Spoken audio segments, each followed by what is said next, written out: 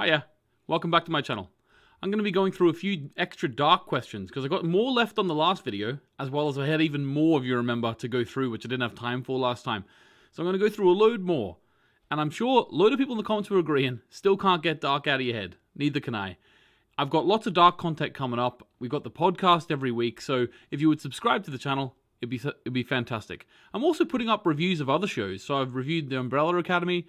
I'm also going to be putting up a review of The Boys tomorrow, and hopefully The Expanse Season 2, which I have watched. Hopefully I'll put them both up tomorrow.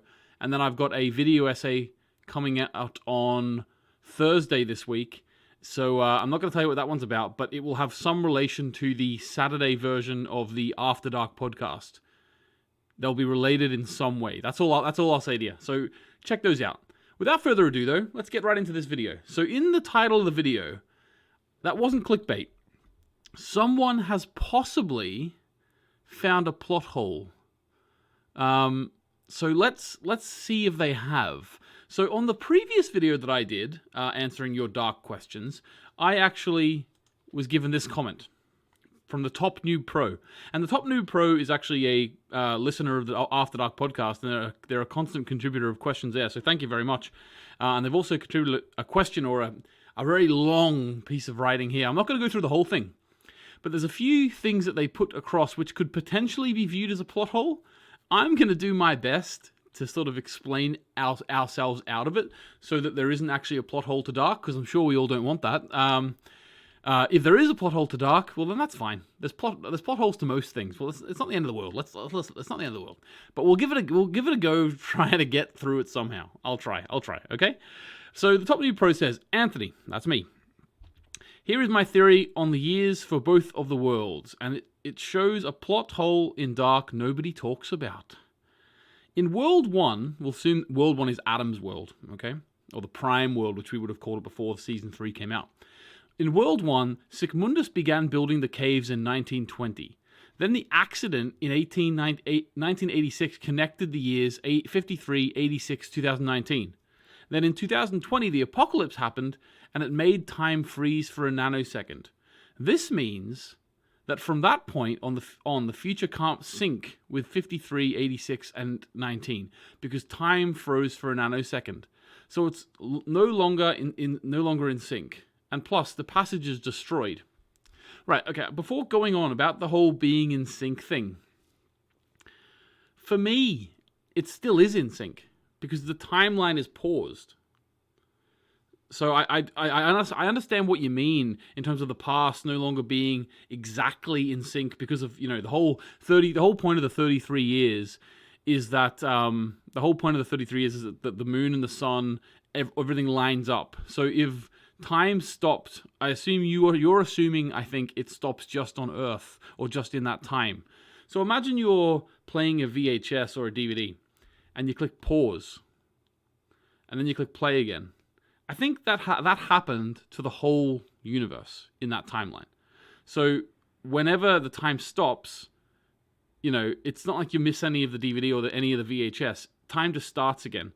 It's the whole universe is paused, in my mind anyway. I might be talking complete nonsense, but the whole universe is paused. So the sun and the stars and everything would have been paused for a nanosecond as well. So therefore, everything still lines up because everything starts moving again at the same time. Okay, that's my understanding of that. So hopefully I've explained away that, Top Noob Pro, but let's continue then to see what else you've got here. I also will say that the accident in 1986, that created the dark matter, or the cesium-137, which is used to travel through time. But I do not believe that accident actually caused the 3 years in the tunnel to be connected. We know from Season 1, Episode 10, when Noah says, and then obviously when Stranger Jonas goes and does it, we know that it is actually him trying to destroy the passage which creates it in the first place. Which makes sense, because that's why the 33-year forward and back is actually in place there. Because the machine that he was using stuck to the 33-year rule. Okay, now that does bring up a slightly strange question later, which I'll hopefully get to going through your comment a bit further here, but let's just speed through here because I know we want to get to the rest of the questions. But that's one thing, Top New Pro. I promised you I'll give my best attempt to explain this away. I've done that, I think. So it then says, but this is where a plot hole happens in Dark that nobody talks about. We're talking about it now. In World 2, Eret Lux, now Eret Lux, if this missed you, if this skipped you by, Eret Lux is actually the name of the Sic Mundus equivalent in Eva's world. So Eva's group is called Eret Lux. They begin building the caves in 1953. And then the accident occurs in 86. Now, I might show my ignorance here. Is that confirmed that they built the caves in 1953?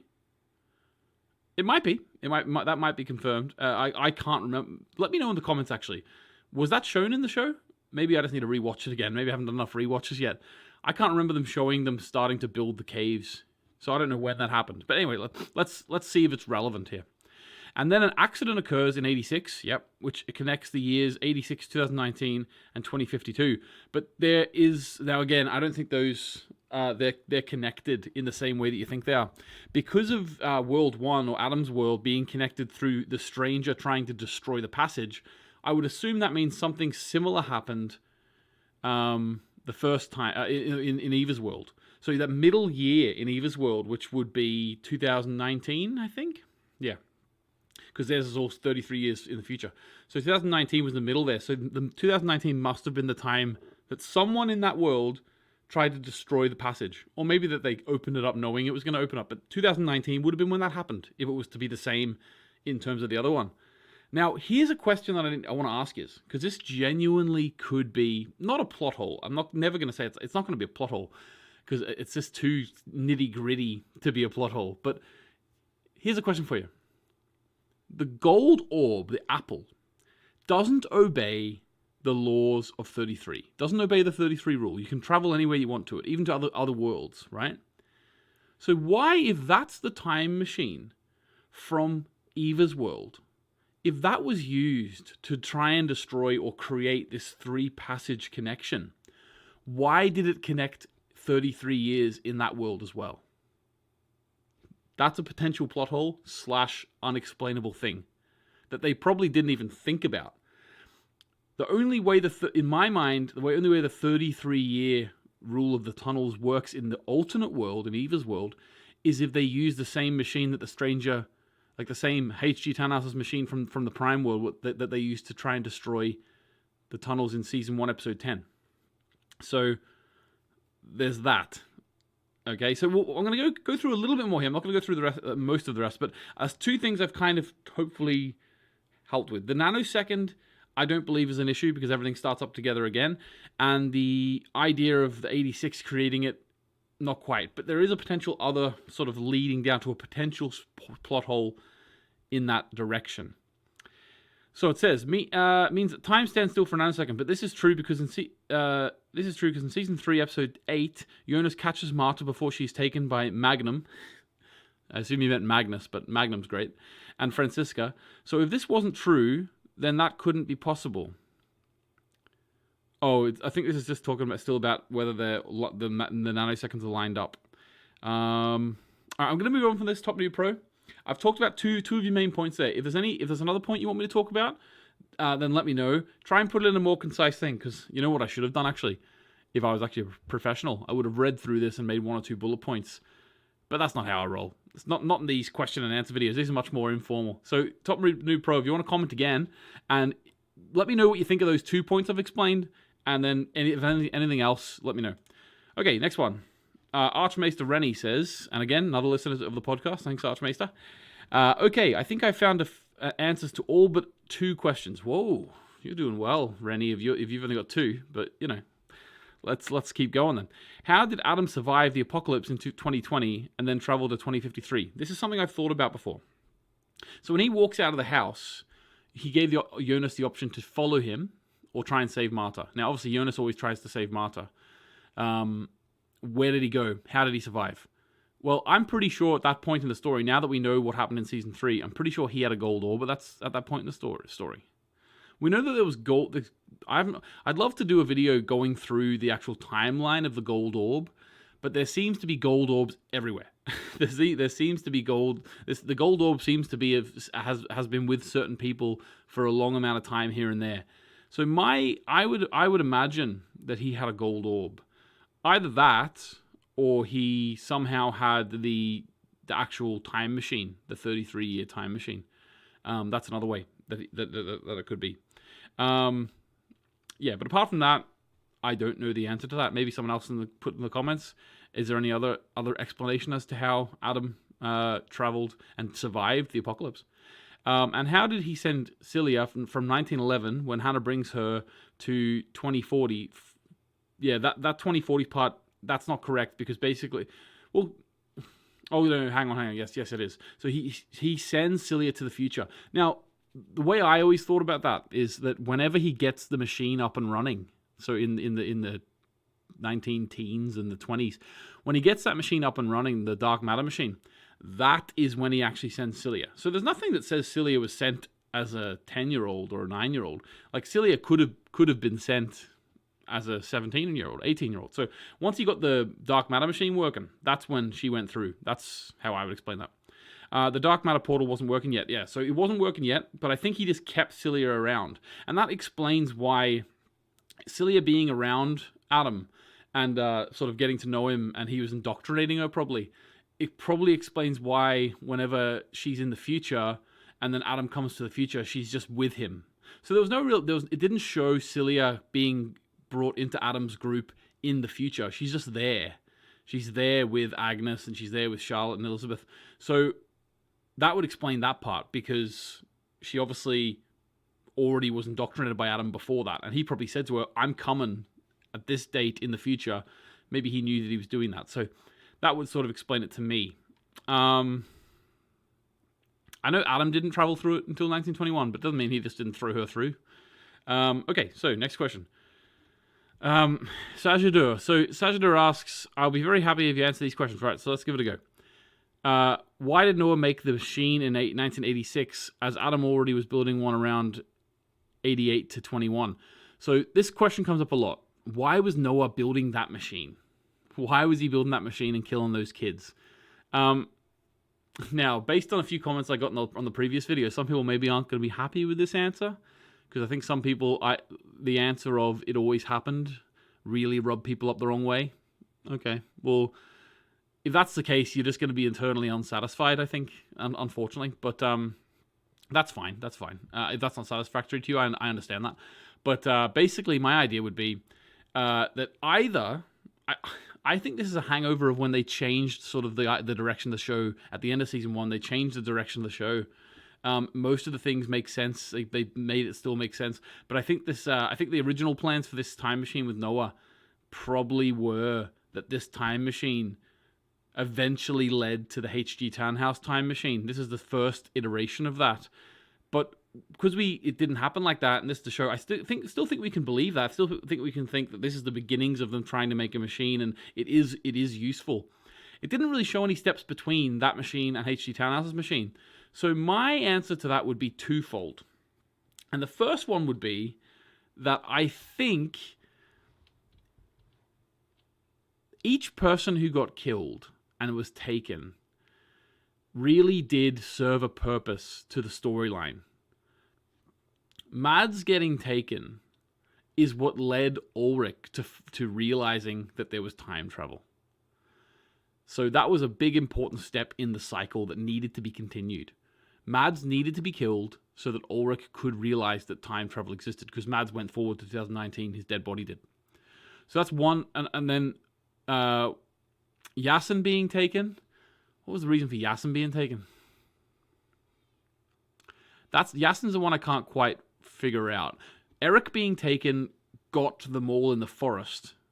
So when Eric was taken, they all went out to the forest to get the drugs from the chair. And then what happened was Mikkel was taken then. So that was important to happen too. What else? Yasin being taken. I'm not quite sure. Maybe they just needed to have Yasin taken. It actually was practice for the chair to improve it.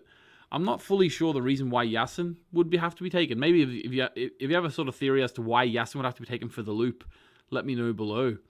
Maybe it just had to be Yasin had to be taken in order to build on the stress of Helge's conscience, because Helge was really getting to the end of his tether, and that would have affected his movement, his motivations and his movements and stuff. So maybe that's it. But if you have a better idea underneath. And the second reason why is because when Helge was sent back as a child, back to 1954. When he got sent back to 1954, after he was with Noah for 7 or 8 months, there was no tunnel to do it anymore. So they had to get Helge back into the past somehow. So my opinion is that the time machine that Noah was creating, he was building it and testing it 100% for that moment that he knew he had to send Helge back to the past. So in order to have Helge trained up and he was indoctrinated, he had to send Helge back to the past. But there was no other way for Noah to do that at that time. That's how I think that happened. Now, that isn't the best explanation, because potentially you could also say, but didn't Noah have the 33-year machine at one point because he gave it to Bartos? Couldn't he have used that to take Helge back? Yeah. But as I say, I think the chair from season 1 is never going to be fully explainable. I've given some nuggets there which might satisfy your curious soul, but I don't think we're ever going to get a concrete analysis and answer of that. That's always what I'm hoping for. Maybe one day I will come up with a concrete thing. This is definitely, but I think we're dancing around it. We're dancing around it. We're not there fully yet, but we're dancing around it. Right. How did the red hair kid and Yasin go to 1986? Well, when the chair was in 2019. So how did they end up in 1986 to the chair room whenever they were taken from 2019? Well, I think it's just the tunnels, if I'm honest with you. I think they were taken through the tunnels and then put in that room and then sent to 53 through the chair. They had Adam's black time portal in 1921, also the cave doors. So I've already talked about why I think the chair existed. I've definitely, it's a point of curiosity for a lot of people. There was a cave time portal in 1953. So why is the chair needed? Again, same question. Number 5, how was the cave portal created? Is it because the chair experiment of the radioactive... so the cave portal was created because the stranger tried to destroy it in episode 10 of season 1. It's a paradox. It got created because they tried to destroy it. So, classic paradox. Next question from Danae. How come Hannah has the dream in the end? Okay, so at the end of the show, Hannah has a dream where she says that she had a dream where basically it sort of felt as if she was recollecting what happened. And she gave this big monologue at the end before saying that she likes the name Jonas. So it was almost implying that everything that happened, like the characters sort of had a memory of what happened even though they weren't there. I think this is very much just a dramatic technique in order to have us as viewers feel, oh, their lives weren't for nothing. They do carry forward. It also could be to do with deja vu. They mentioned deja vu throughout. Or it could also be that the souls of the people from the Alton Prime worlds, whenever it started up again, the souls traveled into the bodies of the Origin world people. There's plenty of reasons for that. And I'm happy enough with an answer of, it's just she had a dream because she did. And I'm also, even on the other end, I'm happy with the explanation of, well, that just proves everything's the case and the souls actually transferred. Even if you want to get really technical with that explanation, I think it works. If you want to get really technical with it, it works. It works either way, that one, simple or technical. Andrew says, great video, man. Thank you very much. Great job. I have a question. Was it explained how the major Sic Mundus founder, father of the blind Tannhaus, has the For Charlotte watch? So that's where the watch originally came from, way back in 1853 or something, like way back. The watch. So the reason why the watch, what I assume is just, and I think it was even said, it was like his wife or his daughter's watch. And that's where it came from. So why did he have that watch, and what is the importance of that? So my opinion on that is that whenever H.G. Tannhaus in the Origin world created these two other worlds, obviously he didn't mean to create them, but when he did create them, aspects of his life were dotted throughout the two worlds. So I think this For Charlotte watch did exist probably in the origin world, but the story of how it came to be changed. Or it could be that was the same way it happened in the origin world, and Tannhaus's relatives had someone called Charlotte who they had a watch, and it was passed down and passed down and passed down, and eventually he gave it to his son Marek, who said, you know what, I'm going to call my daughter Charlotte because of the watch. So that's also very, very, explainable. Very explainable. Okay, so Sashin says, can anyone explain why the hell the unknown from all three timelines roam around together? I mean, what's the point? Well, they're really efficient killers. That's the point. They do a very good job. But I would say, I get the point. Like, why are they just walking around together? And I think the answer to that is they don't really belong in a time. Like, Eva's a time traveler. She's moving around. And basically, the reason why those three are together, you may as well ask the same question. Why are the three martyrs working together? Well, because as they get older, as the martyrs get older, one of them dies, and then another one comes up. One of them dies, another one comes up. But there's always like sort of three moving. So my answer for the unknown would be the same. They're sort of always working with their mother. They're always working, doing her bidding. And as they get older, and then the older one dies, well, then the new martyr will give birth to the new baby. And then they'll join the three. And why do they travel around together rather than doing different things? That's that's just a decision that the writers of the show made. That's what they decided. They decided that these characters do that. They could have decided for them to never talk to each other and go off and do their own thing, but they don't have a time that they belong to. So it makes sense that they would always be together, because one growing up is always going to join in with what they were doing. So makes sense to me. Maybe not everyone else. Makes sense to me. In season 2, how are there 3 time machines? One with 1986 Claudia, one with adult Jonas and Hannah, and one with Bartos. Because H.G. Tannhaus had only made 2 of them. Actually, H.G. Tannhaus only made 1 of them. So the answer to that is it's the same machine, just at different times. So the same machine was passed around all over the place. And I think maybe there's someone done on the internet. I haven't done a video on this yet. Maybe I will. A timeline of the time machine. Someone's maybe done a video on this where it goes through where did it start, how did it get passed on to each person. So that's definitely something you could look at. So yeah, have a look at that. But yeah, it's the one time machine, just at different stages of life all the time.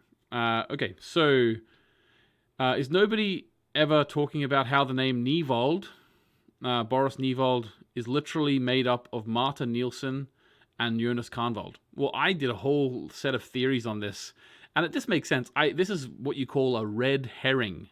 So a red herring is something that the writers put in to make us question and make us think is going to be a big deal, and then it's not. So this, just like Hannah's old Hannah being pregnant in season 3, that was a red herring. I think we all started going, oh, I think that's so and so. So why is Boris Niewold called that? A red herring. Whenever I put my original theories out there about Boris Niewold being a child of a Nielsen or a Konrad, a load of people in the comments just started saying, yeah, but Niewold is a real word. It's a real name. So they could just be putting that in there to fool us. And you know what? They were. It's a red herring. I did read this question previous. This is my favorite question that I've ever been asked. And it's because I can't quite figure out if the person who's asking the question is serious or not. Why is Alt Mikkel older in Eve's world in 2019 than he was in Adam's world at that time? All right, let's just stew on that. This is a bit of a Schrodinger's cat question. I think there exists a world where this commenter is serious. One world. And then there's another world where the commenter is the best comedian in the world. Definitely, I don't know which world I want to live in there, but basically, do I have to even answer this? The actor got older. Simple, I know, but that's what happened. Having said that, I will say, being a sort of a perfectionist and also a nitpicker, I did think to myself, well, hang on a minute. If they have the alt world and the prime world, does that mean that they have the same DNA? Do those two Mikkels have the same DNA? And that made me think, But does that mean that they would go through puberty at the same time? So that it is just a mistake. No, it's not a mistake, sorry. It is just a shame that child who played Mikkel couldn't have been younger at the time they did season 3. So I went and Googled, because I know that identical twins have the same DNA. And I went and Googled it and found out, now you'll all be thanking me. Thank you very much, Anthony. You've saved this part of the show for me. Even though it's not really something I have to save, but still, it makes it so much better. Identical twins can go through puberty at different times. Yeah, identical twins can go through puberty at different times. So that's really good to know, because it means it actually is 100% believable that one of the Mikkels have gone through puberty and one of them hasn't. Obviously, he very much looks older, but, puberty makes you look older. So that's what I'm saying in my head. I know it was just that the actor was older, but we can still explain it away. Now, here's a question for you. Maybe this is a bit of homework for you. Go and Google this. Mikkel also, in the alt world, had his parents split up. Now, I didn't actually look at this, but can stress on a child induce early puberty? Probably not. That's probably mental talk. But maybe. Who knows? Anyway, I thought it was a funny question, and I actually did look up, and they can go through puberty at different times. Identical twins, so they have the same DNA. Okay, so who invented the golden time travel orb? Good question. This is a really good question, because we never see who made it. We never really see... Do we see any plans for it even? I'm not sure. So this is what my mind goes straight away. Alternate H.G. Tannhaus. The reason why it goes there is because we know that H.G. Tannhaus made the one in the Prime world. And we're told everything's the same, but different. So in my mind, if we weren't shown something being different, then it must be the same. So H.G. Tannhaus must have done the same thing. He invented it. Okay? Although, did he invent the main Prime one? He didn't really invent the Prime time machine, because he never actually came up with the idea. He kept getting given the plans, and then he made it from them. So he wasn't really even given. He didn't really even invent. He didn't really invent anything, really. In the Origin world, he invented time travel, but not really. It's strange. Okay, so Its Soul asks, I have one question. Why did Noah kill all those boys and then leave them in the past or future? Were they the guinea pigs? Okay, so I've talked about this already. Yeah, they were guinea pigs, in my opinion, to test the machine, but also the boys that they killed and then placed them in certain areas, they served a purpose to get other characters on the path to which they needed to be. Okay, so that's my explanation for that. Vasu says, I still have one persisting doubt. If Jonas and Marta went back in time to save Tannhaus's kid for the first time, then how did young Jonas and Marta see each other in the Matrix? I think they mean the light tunnel. Does that mean that the loop has still not ended? Good question. So from the very beginning, when we saw Season 3, I've been saying that I do believe that the fact that Marta and Jonas see each other in the cupboards as children in the tunnel, to me, that is very much the creators throwing in the idea that it is all preconceived and all predetermined. Now, a lot of people don't like that idea, and it might not be true, but that is, I think, that the creators are definitely trying to give you that question. Is it all predetermined? Like, they want you to question that. So whether or not you believe it's true or not, whether it was all predetermined, even Claudia solving the puzzle, whether or not you believe it was all predetermined, well, you know what? I think they definitely wanted us to think about it, and that's why they included that. As to how it actually worked, I would again, this is all just off the top of my head. I would imagine that being in that tunnel in between times or in between worlds, by calling out to each other, they were like, Jonas, Marta. By calling out, they actually sort of summoned themselves as children and got a connection through that. I think it was because they were calling out to them and they were in this space in between time. That's sort of really fantasy. It was one of the more fantasy, unexplainable parts of the show, and that's what I loved about the ending, to be honest with you. I love that they just said, this is about the characters, this is about the emotion, this is about these characters having a satisfying ending. And at the end of it, to be honest with you, a couple of the science-based, sort of science fiction explanations of things kind of didn't go out the window, but they definitely creaked the window open a little bit. Because some of it was like, okay, so the nitty-gritty of that doesn't matter too much anymore. We got these characters having a really great ending. And that's, to be honest with you, I think that's why the show is going to be remembered as having a fantastic ending, because they did just say, This last 20 minutes, it's all about character. And that's why I think it's going to have...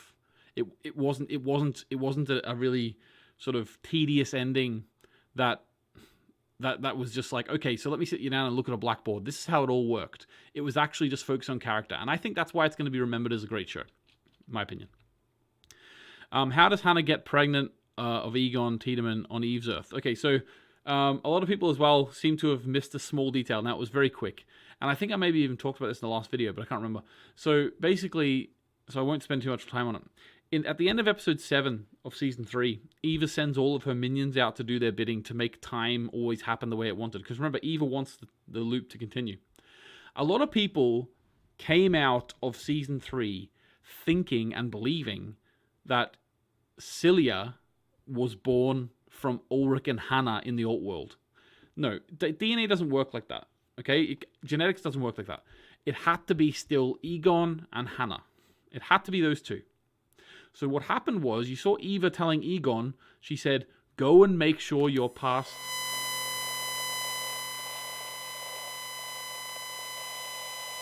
Sorry about that. Battery went flat. Oh well, where was I? Okay, yeah, so about Hannah and pregnant Egon. Pregnant Egon. Okay, I don't know what my head was doing there. Pregnant Egon. Right, okay, so my opinion, well, not my opinion, what happened was Egon was sent by Eva to get Hannah during the apocalypse in the alt world. We saw old Egon going in. What then probably happened, well, what did happen, he took her back to the past, and then she met younger Egon, okay? Now, the reason why we know, some people have even said, but hang on, maybe older Egon and Hannah got it on. No, because Eva said to him, make sure your past happens. Okay, so that's how we know that. Right, I'm going to do one more, and then I'm going to leave some more for maybe next week. But my last one is this person. Raphmatic. And Raphmatic says, when will you understand that there was never an older Adam? All the events happened one time. The stranger Jonas was never younger Jonas. When the timeline was created, it was already created with everything built in, like you mentioned before. So thanks for giving me credit of mentioning that before. But I think this comment here, obviously, Raphmatic he's passionate enough, which I really appreciate. I respect your passion. But I think maybe I've been a bit misunderstood, and that's my fault, I'm sure. I need to make sure that I'm explaining myself fully. I don't think what you said here is correct, Raphmatic, and let me explain why. I believe that when the two alt world and the prime world were created, yes, they were all created at one time, past, present, future. Everything was created at once. Okay? What I mean when I say that is everything was predetermined. The past is influenced by the future is influenced by the past. The time still moves in those worlds forward. So we still have a timeline that moves forward. Okay, so the middle-aged Jonas has to have a past. It's not like they just woke up and just was like, oh, here I am now, let's go about business. They have a past. They were younger Jonas. In fact, in episode... This is what I don't understand is because in episode 7 of season 3, they literally show the cycle being completed and each character morphing into the next. They literally show it. And that's what's always happened. It's a circle, okay? It's a circle. So it had happened, it did happen, it always happens. So when will I understand that? Probably never, unless I'm severely misunderstanding your point. Okay. Thanks very much for watching. I'm going to be back next week with another one of these videos on Tuesday. I have a little bit of a plan for Dark on my channel. Let me know what you think of this.